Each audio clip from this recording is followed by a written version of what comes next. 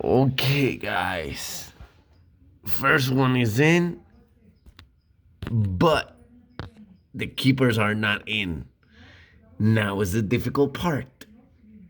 Because right here, there's not a lot of visibility in this one in specific.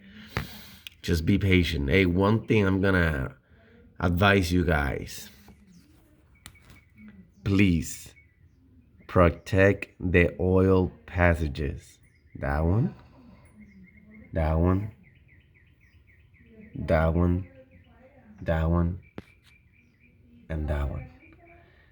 That is gonna keep you safe. The keepers don't fall on the crank. This is a really pain in the ass job. I'm just doing it because I want to claim the warranty. And the blue smoking don't stop. We know it's the piston rings, and I can claim a warranty.